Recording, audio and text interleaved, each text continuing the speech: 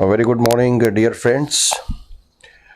Today we are going to take one very important topic of chapter number 6, molecular basis of inheritance, and the topic is regulation of gene expression, in which we will study a Lac-Operon model. So overall we can say this is the process which is related to the regulation of gene. How two genes are regulated. बहुत सारे jeans होते हैं हमारी body में और उनको किस तरीके से रेगुलेट किया जाता है और किस तरीके से उनको एक्सप्रेस किया जाता है या उनको सप्रेस किया जाता है या उनको प्रोटीन वो कैसे प्रोटीन बनाएंगे, है ना, कैसे अपने आप को वो एक्सप्रेस करेंगे या कौन सी ऐसी कंडीशंस होगी जब वो प्रोटीन्स नहीं बनाएंगे या वो अपने आप को एक्सप्रेस नहीं करेंगे। बिल्कुल जिस तरीके से हम ट्रांसलेशन की प्रोसेस को हमने प्रोटीन बायोसिंथेसिस की प्रोसेस को समझा है, ट्रांसक्रिप्शन एंड ट्रांसलेशन, बिल्कुल उसी को समझते हुए आपको ये समझना है। यहाँ पर भी एक डीएनए होगा और वो डीएनए जो है वो डिफरेंट टाइप के प्रोटीन्स यहाँ पर बनाएंगे, यानी कि उस डीएनए का ट्रांसक्रिप्शन भी होगा, ठीक है। मैसेंजर आरएनए भी बनेगा, यानी कि ट्रांसक्रिप्शन हुआ, मैसेंजर आरएनए बना, उस मैसेंजर आरएनए का जब ट्रांसलेशन होगा तो डिफरेंट प्रोटीन्स बनेंगे, पॉलीपेप्टाइड्स बनेंगे, फिर वो प्रोटीन्स बन सकते हैं या वो एंजाइम्स बन सकते हैं। तो इस केस में यहाँ पर वो डिफरेंट एंजाइम्स बनेंगे और उन एंजाइम्स के फिर क्या इफ़ेक्ट्स होंगे, वो एंजाइम क्या काम करेंगे, यही सब कुछ यहाँ समझना है। तो बहुत ही बिल्कुल भी टेंशन लेने की ज़रूरत नहीं है, आप पहले ही इस प्रोसेस को समझ चुके हैं, ठीक है। अब हमें एक डेफिनेट मैकेनिज्म समझना है कि how a particular DNA is going to take part in transcription and how it will this particular part of DNA, we can say the gene is going to express, यही समझना है हमें, ठीक है। तो आइए समझते हैं इस बात को। जब हम रेगुलेशन ऑफ जीन एक्सप्रेशन की बात करेंगे तो यहाँ पर ये दो साइंटिस्ट के नाम आएंगे, Francois Jacob and a biochemist Jacques Monod, इनका नाम आता है, यानी कि जैकोब और Monod, these are the two scientist who's proposed regulation of gene expression mechanism by a particular model. That model is called as Lac-Operon model. Lac-Operon model.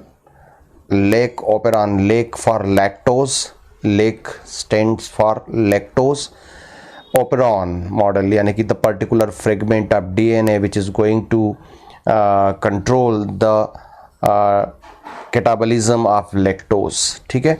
तो Lac-Operon model इन ई coli bacteria, ये याद रखिएगा, ई coli bacteria. क्या यहाँ पर हमें याद रखना है, regulation of gene expression mechanism was proposed by two scientist Jacob and Monod, ठीक है। और इस मैकेनिज्म को एक्सप्रेस करने के लिए उन्होंने कौन सा मॉडल दिया, Lac-Operon मॉडल दिया। यहाँ पर लैक किस बात से रिलेटेड है, लैक्टोज से रिलेटेड है। लैक्टोज मेटाबॉलिज्म इन ई कोलाई बैक्टीरिया, है ना, उस पर्टिकुलर डीएनए फ्रेगमेंट के बारे में बात कर रहे हैं कि वो डीएनए फ्रेगमेंट जो कि लैक्टोज मेटाबॉलिज्म से रिलेटेड जीन्स बनाने वाला है, उस पर्टिकुलर डीएनए फ्रेगमेंट का रेगुलेशन किस तरीके से होगा, ठीक है। तो यहाँ पर लैक जो है वो लैक्टोज के संदर्भ में कहा गया है। अब पॉलीसिस्ट्रॉनिक जीन, हम उस पर्टिकुलर जीन के बारे में बात कर रहे हैं, उस डीएनए के बारे में बात कर रहे हैं, ठीक है, जो कि लैक्टोज मेटाबॉलिज्म से रिलेटेड एंजाइम्स को बनाएगा, ठीक है। कहाँ पर, ई कोलाई बैक्टीरिया में। तो ये कह रहे हैं कि ये जिस जीन के बारे में बात कर रहे हैं वो एक पॉलीसिस्ट्रॉनिक जीन है। अब polycistronic structural gene is regulated by a common promoter, वहाँ पर कोई इसको रेगुलेट करने के लिए एक कॉमन प्रोमोटर होता है, एंड रेगुलेटर जीन, एक कॉमन प्रमोटर होगा उसमें और एक कॉमन रेगुलेटर जीन होगा। Such arrangement is very common in bacteria and refer to as operon, ठीक है, उसको एक ओपेरॉन माना गया है, ठीक है, उस डीएनए फ्रेगमेंट को, ठीक है, जिसमें एक प्रमोटर, कॉमन प्रमोटर होगा, एक कॉमन रेगुलेटर होगा। To name few such examples, और भी लैक्टोज से के कैटाबॉलिज्म से रिलेटेड है तो लैकोपेरॉन, ट्रिप्टोफेन से रिलेटेड तो ट्रिप्टोपेरॉन, ठीक है, ये एक ARA ओपेरॉन भी होता है। हिस्टिडीन से रिलेटेड ओपेरॉन भी हो सकता है, वेलिन से रिलेटेड भी ओपेरॉन हो सकता है। तो ये सब सच डिफरेंट काइंड ऑफ ओपेरॉन, मतलब वो जीन, ये पर्टिकुलर जीन जो वेलिन के कैटाबॉलिज्म को कंट्रोल करेगा, हिस्टिडीन के कैटाबॉलिज्म या मेटाबॉलिज्म जो भी होगा उसको कंट्रोल करेगा, ठीक है। कैटाबॉलिज्म, एनाबॉलिज्म, मेटाबॉलिज्म, अभी फिलहाल हम उस पे ना जाए, आप मेटाबॉलिज्म वर्ड यूज कर लीजिए कि ये लैक ओपेरॉन जो है वो लैक्टोज के मेटाबॉलिज्म से रिलेटेड है, ये ट्रिप्टोपेरॉन जो है ये ट्रिप्टोफेन के मेटाबॉलिज्म से रिलेटेड है, ये हिस्टिडीन के मेटाबॉलिज्म से है, ये वेलिन के मेटाबॉलिज्म से रिलेटेड है। तो हम उस डीएनए फ्रेगमेंट के बारे में बात कर रहे हैं जो डिफरेंट जो हमारे बायोमॉलिक्यूल्स होते हैं उन बायोमॉलिक्यूल्स के मेटाबॉलिज्म से रिलेटेड होते हैं, ठीक है। तो आइए इसमें और आगे डिस्कस करते हैं।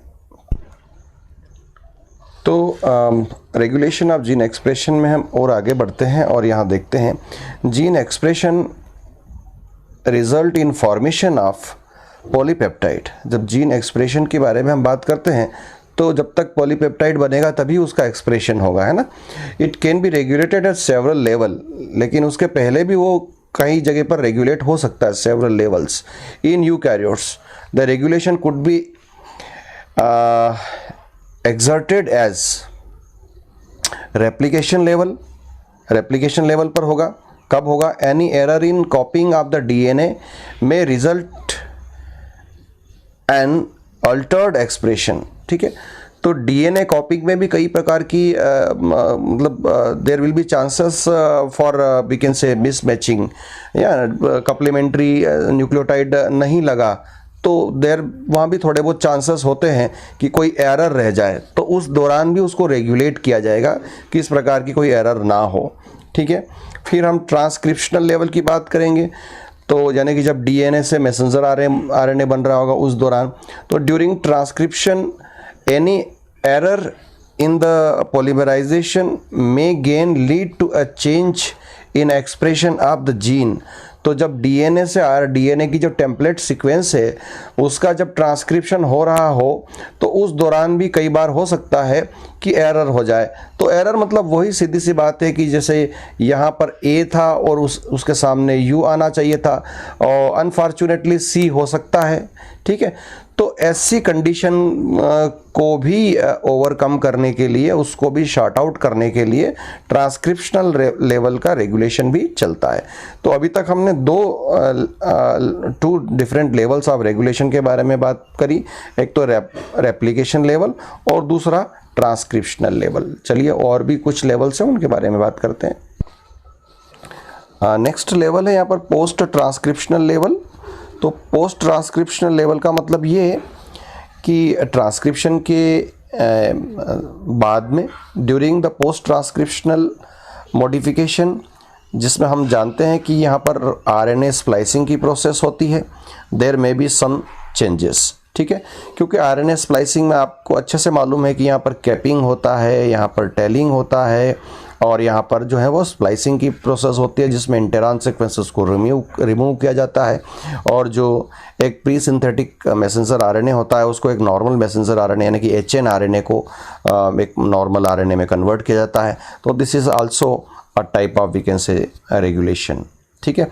उसके बाद हम बात करें ट्रांसलेशन लेवल पर, तो ट्रांसलेशन लेवल पर भी क्या होता है कि ये जो हमारी प्रोटीन सिंथेटिक मशीन है, यहाँ पर हमारे मैसेंजर आरएनए है जिसके ऊपर डिफरेंट कोडॉन्स यहाँ पर लगे हुए हैं।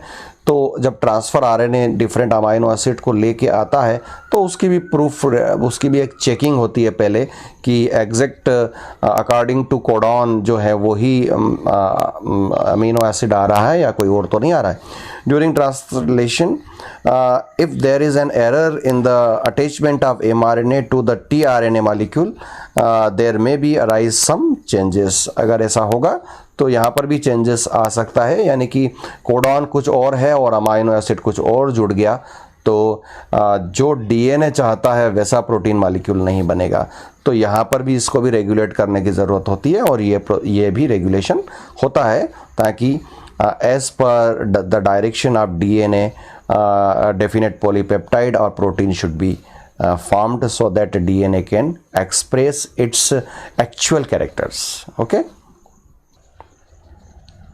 अब ये जो हम यहाँ पढ़ने वाले हैं ये पूरा के पूरा एनसीईआरटी का ही, एनसीईआरटी से मैं मैक्सिमम मेरी 99% चीज़ें एनसीईआरटी से होती है। टेक्स्ट बुक बहुत ही सटीक चीज़ें लिखी हुई है, तो वहाँ से मैं ये लेके आया हूँ। आपको ज़्यादा मटेरियल देखकर आप डरना नहीं, बिल्कुल भी नहीं घबराना, क्योंकि ये आपके कंसेप्ट को स्ट्रॉन्ग करने के लिए, ना कि आपको डराने के लिए। ठीक है, तो इसमें देखें खास क्या बात है। ये पूरा ले कॉपेरॉन मॉडल का सार है जो इसमें यहाँ जो इस स्लाइड पे आपको देखने को मिलेगा। ठीक है, the gene in the cell are expressed to perform a particular function of a set of functions, और सेट ऑफ फंक्शन है ना, ए पर्टिकुलर फंक्शन या एक सेट ऑफ फंक्शन जो है वो परफॉर्म करता है। For example, if an enzyme called beta-galactosidase is synthesized by E. coli, it is used to catalyze the hydrolysis of a disaccharide. ठीक है, एक डाइसेकेराइड जिसको हम लैक्टोज कहते हैं, ये ग्लूकोज और गैलेक्टोज से बनता है। किससे बनता है? ग्लूकोज एंड गैलेक्टोज से मिलके बनता है, डाइसेकेराइड है। ठीक है, The bacteria use them as a source of energy. Bacteria इसको as a source of energy use करता है। ठीक है, सिंपल सी बात है यहाँ पर कि ये एक एंजाइम है, कौन सा? बीटा गैलेक्टोसाइडेज एंजाइम है।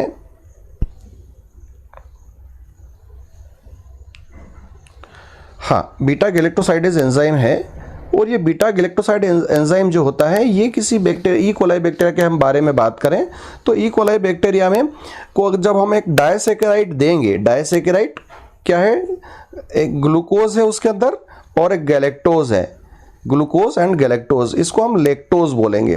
तो ये लैक्टोज जो है ये ई कोलाई बैक्टीरिया अपने as a source of energy इसको यूटिलाइज करता है, और ये वो एंजाइम है उस बैक्टीरिया के अंदर जो इस ग्लूकोज और गैलेक्टोज को ब्रेक कर देता है, यानी कि डाइसेकेराइड को मोनोसेकेराइड में कन्वर्ट कर देता है, so that this glucose and galactose isomers can be utilize as a energy. ठीक है, तो ये एक कंसेप्ट है यहाँ। ठीक है, इसके बाद हम आगे चलें तो hence if the bacteria do not have lactose around them, यदि बैक्टीरिया के आसपास ये लैक्टोज नहीं होता है to be utilize for energy source, they would no longer require to synthesize the enzyme beta galactosidase. अब अगर हम बैक्टीरिया को लैक्टोज नहीं देंगे या बैक्टीरिया के आसपास लैक्टोज नहीं मिलेगा, यानी कि बैक्टीरिया को लैक्टोज खाने को नहीं मिलेगा, तो अब उसको ये एंजाइम बनाने की ज़रूरत नहीं है ज़्यादा समय तक के लिए। क्यों? क्योंकि इसका काम क्या था? उस ग्लूकोज और गैलेक्टोज के बीच में जो ग्लाइकोसिडिक लिंकेज था उसको ब्रेक करने का काम था। अब जब ये लैक्टोज बैक्टीरिया को मिलेगा ही नहीं तो उसको ये तोड़ने की आवश्यकता ही नहीं है, यानी कि इस एंजाइम को बनाने की आवश्यकता नहीं है। इसका मतलब ये कि इस एंजाइम को बनाने वाला जो डीएनए है वो एक्सप्रेस नहीं होगा, सीधी सी बात है। जब हम ये लैक्टोज इस बैक्टीरिया को देंगे तो वो जीन एक्सप्रेस होगा और ये एंजाइम बनेगा, ये प्रोटीन बनेगा। ठीक है, तो ये एक बहुत ही मतलब पूरा जो ले कॉपेरॉन मॉडल है उसका पूरा कंसेप्ट यहाँ पर हमें समझ में आता है। ठीक है, utilize for energy source, they would no longer required for synthesis of enzyme beta galactosidase. किस कंडीशन में? जब उसको हम लैक्टोज नहीं देंगे या उसके आसपास लैक्टोज खत्म हो जाएगा। Therefore in simple term it is the metabolic, ये मेटाबॉलिक प्रोसेस है ना, ये एक फिजियोलॉजिकल मतलब कि मेटाबॉलिकल फैक्टर है, फिजियोलॉजिकल फैक्टर है, यानी कि किसी एंजाइम का बनना नहीं बनना, ये बॉन्ड को तोड़ना, डाइजेशन की प्रोसेस एक फिजियोलॉजिकल प्रोसेस है। ठीक है, ये मेटाबॉलिक प्रोसेस भी है। ठीक है, और ये एक इन्वायरमेंटल प्रोसेस भी है। क्यों? क्योंकि हम उस बैक्टीरियल सेल के आसपास के इन्वायरमेंट की बात कर रहे हैं कि if the bacterial cell find lactose in the surrounding medium, then अगर है तो वो बीटा गैलेक्टोसाइड एंजाइम को बनाएगा ताकि इस लैक्टोज को डाइजेस्ट कर सके। और यदि ये लैक्टोज अराउंड मीडियम में नहीं है, सराउंडिंग मीडियम में नहीं है, तो ये बीटा गैलेक्टोसाइडेज एंजाइम को नहीं बनाएगा, क्योंकि भाई उसको ज़रूरत ही नहीं है उसकी। ठीक है, तो ये मेटाबॉलिक, फिजियोलॉजिकल और environmental conditions that regulate the expression of gene. Overall हम यहाँ पर इस निष्कर्ष पे पहुंचे कि किसी भी जीन को एक्सप्रेस होने के लिए ये कंडीशंस ज़रूरी है, नहीं तो वो जीन एक्सप्रेस नहीं होगा। Metabolic, physiological, environmental conditions that regulate the expression of gene. So this is the we can say the basic concept of lac operon model. ठीक है, इस जगह जो मैंने आपको एक्सप्लेन किया है, आप चाहें तो इसको पॉज करके रिवाइज करके 2 बार 3 बार सुन सकते हैं, और मेरे वीडियो को पॉज करके पहले इस कंसेप्ट को अच्छे से पढ़ लीजिए। आप टेक्स्ट बुक, आपके पास टेक्स्ट बुक है तो उसमें भी ये मिलेगा। ठीक है, ओके। अब यहां पर हम बात करें the development and the differentiation of embryo का डेवलपमेंट होना और उसका डिफरेंशिएशन होना इनटू एडल्ट, एम्ब्रियो से उसको अडल्ट बनना, एडल्ट ऑर्गेनिज्म है ना, are also a result of the coordinated regulation of expression of several sets of genes. तो आप जब हम बात करते हैं डेवलपमेंट की, डिफरेंशिएशन की बात करते हैं, जैसे हम बात करते हैं कि आपने ये फर्स्ट यूनिट में पढ़ा है कि जो मॉरूला होता है वो ब्लास्टुला में कन्वर्ट होता है, ब्लास्टुला गेस्ट्रुला में कन्वर्ट होता है ना। गेस्ट्रुला जो होता है एक ऑफस्प्रिंग में कन्वर्ट होता है, वो ऑफस्प्रिंग बाद में चल के एक एडल्ट ऑर्गेनिज्म बनता है। तो यहाँ ये जो पूरी प्रोसेस है, this whole process is related to the what, regulation of gene expression. ठीक है, regulation of gene expression.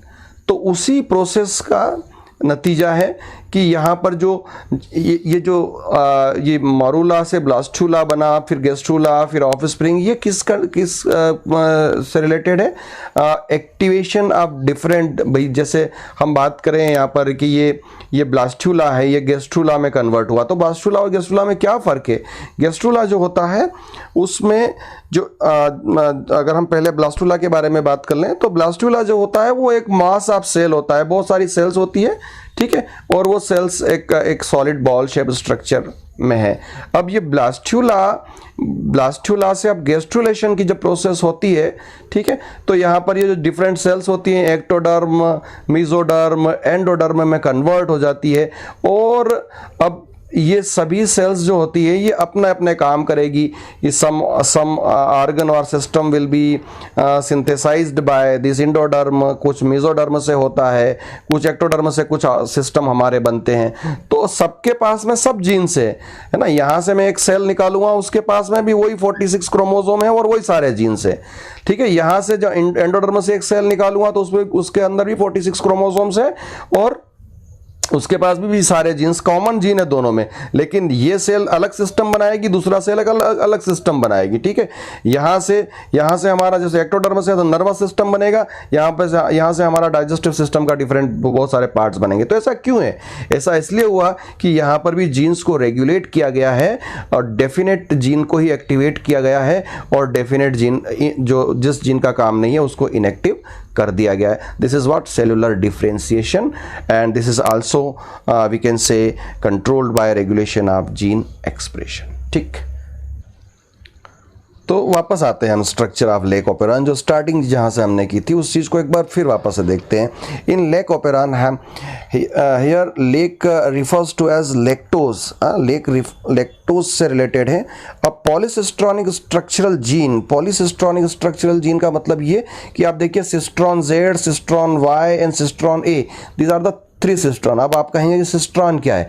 Cistron क्या है? Cistron is the structural and functional unit of gene, we can say. Gene की एक structural and functional unit है जो कि एक पर्टिकुलर पॉलीपेप्टाइड बनाने के लिए इंफॉर्मेशन को कोड करती है, एक तरीके से ऐसा देखा जाए तो। एक जीन में एक से ज़्यादा सिस्ट्रॉन्स भी हो सकते हैं। ठीक है, देख पॉलीसिस्ट्रॉनिक स्ट्रक्चरल जीन है, it is regulated by A common promoter and regulator jeans. तो यहाँ पर ये कॉमन प्रमोटर आपको जीन मिलेगा, और ये आई का मतलब यहाँ ये आई जनरली रेगुलेटर के लिए आर नहीं लिखते हैं, इंड्यूसर, ठीक है, या इनहिबिटर जनरली हम आगे पढ़ेंगे तो इनहिबिटर, और इसी को रेगुलेटर जीन माना गया, इसको रेगुलेटर जीन माना गया, ध्यान रखिएगा। तो कॉमन प्रमोटर और कॉमन रेगुलेटर। प्रमोटर किसके लिए? इन तीनों स्ट्रक्चरल जीन के लिए ये प्रमोटर का काम करेगा, और ये इन तीनों जीन को सिस्ट्रॉन ZY के लिए ये रेगुलेटर का काम करेगा। तो इसी के मतलब यहाँ पर 3 सिस्ट्रॉन है, cistron ZY and A, and they are regulated by या controlled by a common promoter and common regulator gene. This regulator gene is defined as I for what? Inhibitor. यहाँ क्योंकि ये एक ऐसा प्रोटीन बनाता है, ठीक है, नाम ही उसका रिप्रेशर है, जो इस प्रोसेस को इनहिबिट करेगा या जो रिप्रेस करेगा, सप्रेस करेगा, प्रोसेस को बंद करने का काम करता है, स्विच ऑफ करने का काम करता है, ठीक है। तो ये याद रखिएगा आप। Such arrangement is very common in bacteria and refer to as operon, और डिफरेंट ओपेरॉन है जिनके बारे में हम पहले ही पढ़ चुके हैं, lac operon, trp operon, ara operon, his operon and val operon, ठीक है। तो ये स्ट्रक्चर है किसका? लेक ओपेरॉन का स्ट्रक्चर अगर आपको देखना है तो वो इस तरीके का दिखाई देगा, ठीक है। लेक ओपेरॉन के 2 पार्ट होते हैं। ये जो पार्ट है इसका एक कंट्रोलर साइड है ना, प्रमोटर, इंड्यूसर, ठीक है, और ऑपरेटर, ठीक है, प्रमोटर, इंड्यूसर सॉरी, ये प्रमोटर, रेगुलेटर एंड ऑपरेटर, ये इसके कंट्रोलर साइड है।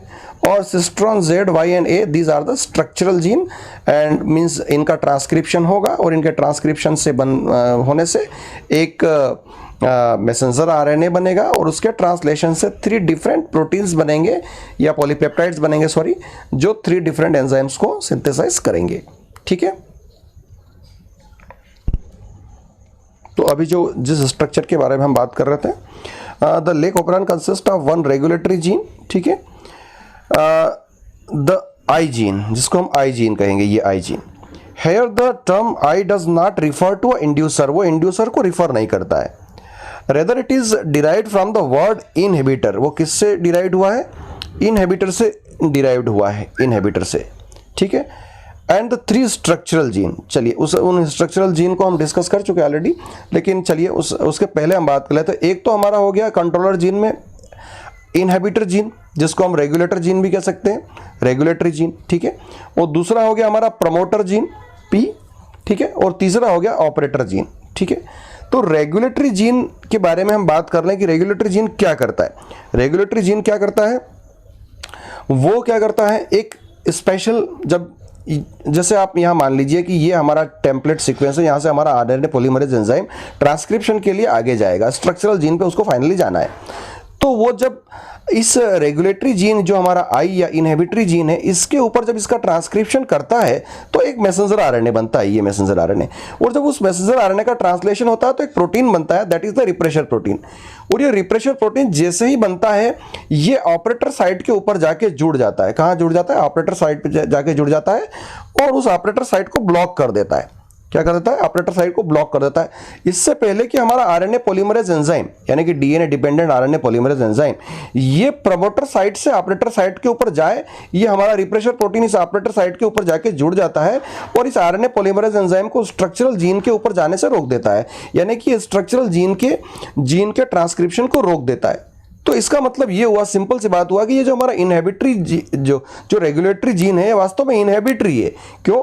क्योंकि ये एक ऐसे मैसेंजर RNA को ट्रांसक्रिप्ट कर देता है, जिसके ट्रांसलेशन से एक ऐसा प्रोटीन बनता है जो हमेशा एक्टिव फॉर्म में रहता है, और वो एक्टिव फॉर्म में रहने से वो सीधे इस इस साइट से बनने के बाद में ऑपरेटर साइट के ऊपर जाके उस RNA पॉलीमरेज को ही ब्लॉक कर देता है, उसको आगे नहीं जाने देता है, जिसने इस प्रोटीन के लिए जो मैसेंजर RNA ट्रांसक्रिप्ट किया था उसी को ब्लॉक कर देता है ये, और इस प्रोसेस को स्विच ऑफ कर देता है। ये अब आगे पढ़ेंगे और डिटेल में पढ़ेंगे इसको, लेकिन आप देख लीजिए यहाँ पर मैं तीनों साइट के काम बता रहा हूँ कि जो इंड्यूसर है वो ट्रांसक्रिप्ट करके एक मैसेंजर RNA को बनाता है, जिसके ट्रांसलेशन से एक रिप्रेशर प्रोटीन बनता है। Refresher protein general normal condition में ये एक्टिव होता है, और ये ऑपरेटर साइट के ऊपर जाके जुड़ जाता है। और अब जब RNA पॉलीमरेज इस प्रमोटर साइट से, इंड्यूसर से जब प्रमोटर पे जाएगा, सॉरी इनहिबिटर से प्रमोटर पे जाएगा, और प्रमोटर से ऑपरेटर, और ऑपरेटर से स्ट्रक्चरल जीन पर उसको जाना है, तो ये ऑपरेटर यानी कि प्रमोटर से आगे ही नहीं बढ़ पाएगा।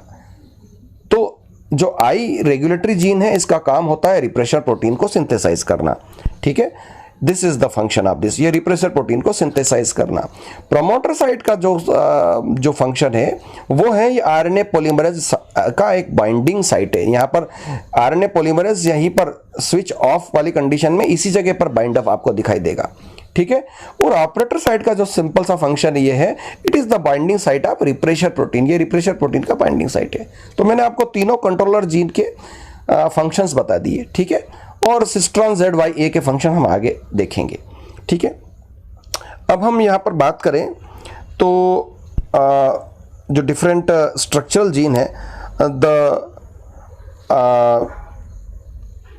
चलो आइजीन के बारे में हम अभी पढ़ चुके हैं। It codes for refresher of the lake operon, ये इस रिप्रेशर के लिए कोड करता है। सिस्ट्रॉन Z क्या करता है, it's codes for beta galactosidase which is primarily responsible for the hydrolysis of the disaccharide lactose into the monosaccharide unit galactose and glucose, जिसके बारे में हम ऑलरेडी बात कर चुके हैं कि डाइसेकेराइड है, लैक्टोज एक डाइसेकेराइड होता है, वो गैलेक्टोज और ग्लूकोज से मिलकर बनता है और इसको ये ब्रेक करने का काम करेगा हमारा कौन, बीटा गैलेक्टोसाइडेज एंजाइम, जो कि किससे बनेगा, इस जेड सिस्ट्रॉन Z के थ्रू बनेगा, ठीक है।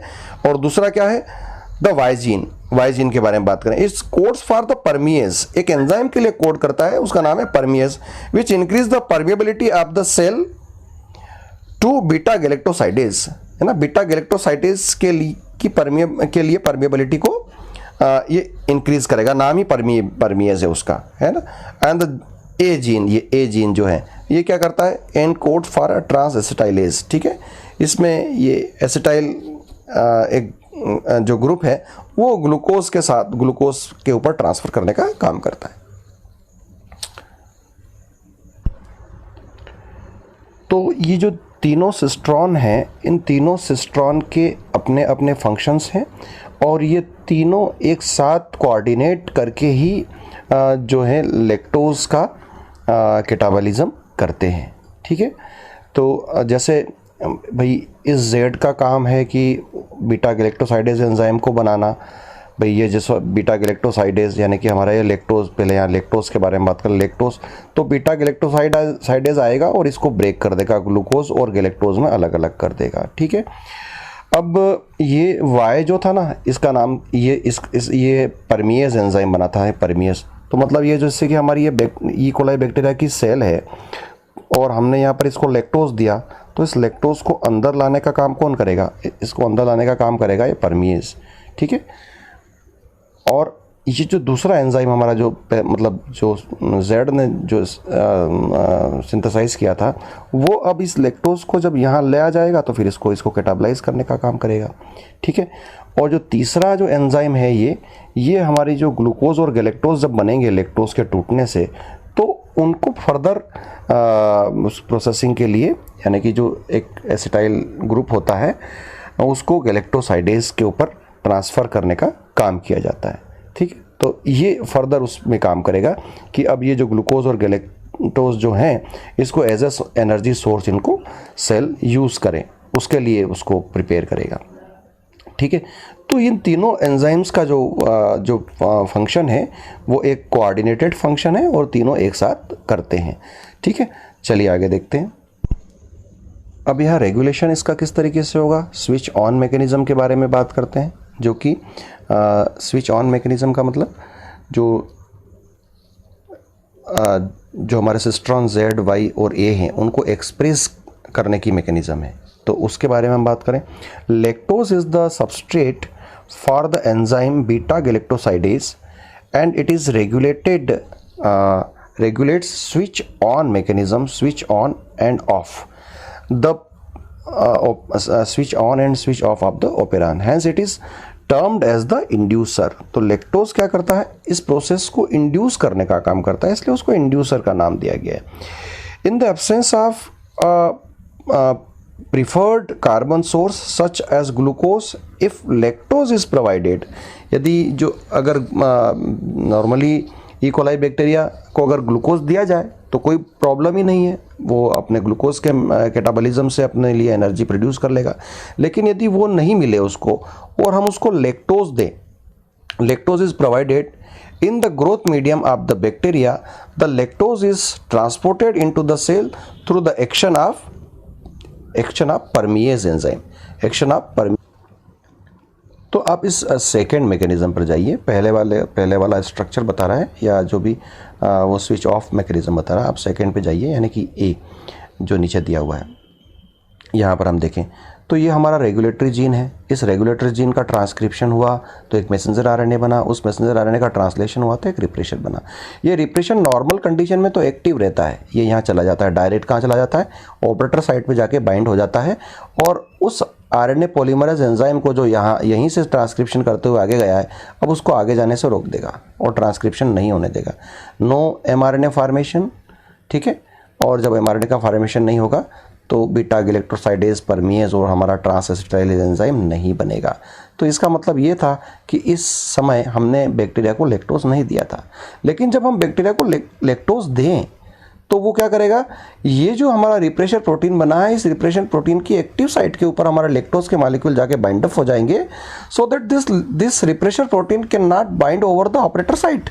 ये ऑपरेटर साइट के ऊपर बाइंड नहीं हो पाएगा और जब ये बाइंड नहीं होगा तो हमारा RNA polymerase enzyme promoter site से अब आगे बढ़ेगा।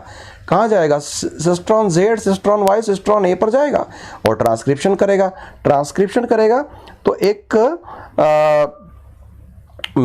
मैसेंजर आरएनए को बनाएगा, ठीक है। ये हमारा पॉलीसिस्ट्रॉनिक जीन था और इस पॉलीसिस्ट्रॉनिक जीन से एक पॉलीसिस्ट्रॉनिक या यूँ कहें कि एक ऐसा मैसेंजर आरएनए बना जिसके ट्रांसलेशन से हमें 3 अलग अलग प्रोटीन्स मिलेंगे और वो 3 प्रोटीन बीटा गैलेक्टोसाइडेज, परमीएज और ट्रांसएसिटाइलेज एंजाइम्स होंगे, ठीक है। अब यहाँ पर ये हमारे एनसीईआरटी में एक और खास बात लिखी हुई है जिसको याद रखना बहुत ज़रूरी है। Remember a very low level of expression of lac operon has to be present in the cell all the time, otherwise lactose cannot enter into the cell. The lactose then induced the operon in the following manner. अब आप कहेंगे कि जैसे वापस हम पीछे चलते हैं कि ये जो सेल थी, इस सेल को हमने लैक्टोज वाले मीडियम में रखा, ठीक है। ये जो सेकेंड डायग्राम हम यहाँ बात कर रहे हैं, लैक्टोज वाले मीडियम में हमने रखा। तो लैक्टोज वाले मीडियम में हमने रखा, अब लैक्टोज तो बाहर था, ठीक है, बाहर था, ये रिप्रेशर प्रोटीन अंदर बना होगा। इस रिप्रेशर प्रोटीन को इनएक्टिव करने के लिए इन लैक्टोज मॉलिक्यूल को अंदर जाना पड़ेगा, ठीक है। तो इन लैक्टोज मॉलिक्यूल को अंदर कैसे जाए, आप तो कहेंगे कि ये भाई लैक्टोज हमने डाला, ये रिप्रेशर प्रोटीन ये कैसे इनएक्टिव हो गया, इससे पहले कि लैक्टोज तो अंदर पहले था ही नहीं, वो कैसे इनएक्टिव हो गया रिप्रेशर प्रोटीन। और इस लैक्टोज को अंदर लेने के लिए परमीएज तो अब बनेगा ना यहाँ पर, जब आरएनए पॉलीमरेज एंजाइम यहाँ जाएगा। तो इस बात को अच्छे से समझना है अपने को, इस बात को ये समझना है कि एक जनरल यूं कहे कि परमिएबिलिटी इस सेल की पहले से होती है, यानी कि परमीएज पहले से अवेलेबल होता है यहाँ पर। तो जैसे ही जब हम लैक्टोज डालेंगे वो लैक्टोज को अंदर ले लेगा, ठीक है, लैक्टोज को अंदर ले लेगा और जैसे ही लैक्टोज अंदर जाएगा अब वो इस रिप्रेशर प्रोटीन को ब्लॉक कर देगा। अब ये मैकेनिज्म आगे चलेगी, यानी कि हमारे बीटा गैलेक्टोसाइडेज, फिर परमीएज और ट्रांसएसिटाइलेज बहुत सारी क्वांटिटी में बनेंगे और अब बहुत सारे लैक्टोज को अंदर लिया जाएगा परमीएज के थ्रू और बीटा गैलेक्टोसाइडेज उस ग्लूकोज और गैलेक्टोज को ब्रेक करने का काम करेगा, ट्रांसएसिटाइलेज उसको फर्दर प्रोसेसिंग के लिए काम करेगा, ठीक है। तो ये बहुत इंपॉर्टेंट बात है, ये यहाँ जो लिखी हुई है जनरली ये कहीं बताई नहीं जाती है, हमारी एनसीईआरटी में ये बात को दिया गया है, इसको याद रखिएगा अच्छे से। तो स्विच ऑफ मैकेनिज्म यहाँ पर कब होगा, जब बैक्टीरियल सेल को हम लैक्टोज नहीं देंगे। क्या नहीं देंगे, लैक्टोज नहीं देंगे। लैक्टोज नहीं देंगे, ऐसी कंडीशन में लैक्टोज सेल के अंदर नहीं जाएगा, तो ये रिप्रेशर प्रोटीन जो हमारा आरएनए पॉलीमरेज एंजाइम जिसने इस आई जीन को ट्रांसक्रिप्ट किया, मैसेंजर आरएनए बना और मैसेंजर आरएनए से एक रिप्रेशर प्रोटीन बनाए, ये रिप्रेशर प्रोटीन एक्टिव होकर ये एक्टिव ही रहता है हमेशा, ठीक है। Operon is synthesized the time of the repressor, है ना, the repressor of the operon synthesized, है ना, ऑल टाइम ऑल टाइम ये सिंथेसाइज होता है, ये एक्टिव होता है, और जैसे ये सिंथेसाइज होता है ये ऑपरेटर साइट के ऊपर जाके जुड़ जाता है और हमारे आरएनए पॉलीमरेज एंजाइम को आगे नहीं बढ़ने देता है। तो no transcription, no translation and no enzymes formation takes place. और उन एंजाइम्स की वैसे भी जरूरत नहीं है। क्यों? क्योंकि यहाँ पर भाई ये तीनों एंजाइम का काम क्या था? लैक्टोज का कैटाबॉलिज्म। तो लैक्टोज तो मीडियम में है ही नहीं, तो ये एंजाइम कैसे बनेंगे? एंजाइम नहीं बन पाएंगे, ठीक है, बनना भी नहीं चाहिए। तो this is the switch off mechanism and this is the switch on mechanism. अब जब यहाँ ये सेल हमारे पास है, इस सेल को हमने ऐसे मीडियम में रखा जहाँ पर लैक्टोज है, तो लैक्टोज है तो अभी हमने बात की थी कि ये पहले से ही एक इसकी जो परमिएबिलिटी होती है वो होती है, ठीक है, मतलब थोड़ी परमिएबिलिटी इस सेल की होती है जिससे कि वो लैक्टोज जो आउटर मीडियम में डाला है उसका कुछ क्वांटिटी अंदर चली जाए। तो लैक्टोज की कुछ क्वांटिटी अंदर चली जाएगी। तो ऐसी कंडीशन में जब हमारे इस आरएनए पॉलीमरेज एंजाइम ने आई जीन को ट्रांसक्रिप्ट किया और ये प्रमोटर के ऊपर पहुंचा, तब तक यहां पर मैसेंजर आरएनए बना आई जीन से, उस मैसेंजर आरएनए का ट्रांसलेशन हुआ तो रिप्रेशर प्रोटीन बना। लेकिन ये रिप्रेशर प्रोटीन जैसे ही बनता है, सेल में जो अवेलेबल है इंड्यूसर यानी कि हमारा जो लैक्टोज, वो इसके ऊपर अटैच हो जाएगा और इसको इनएक्टिव कर देगा, so that this repressor protein can not bind over the operator site. इसके ऊपर ये बाइंड अप नहीं हो पाएगा। Now our RNA polymerase enzyme shift from promoter to operator and operator to cistron Z and to Y and to A, यहां तक इसको ये ट्रांसफर हो जाएगा। हमारा आरएनए पॉलीमरेज एंजाइम यानी कि इस टेम्पलेट सीक्वेंस का ट्रांसक्रिप्शन कर देगा। ट्रांसक्रिप्शन कर देगा तो एक हमारा लेक मैसेंजर आरएनए बनेगा।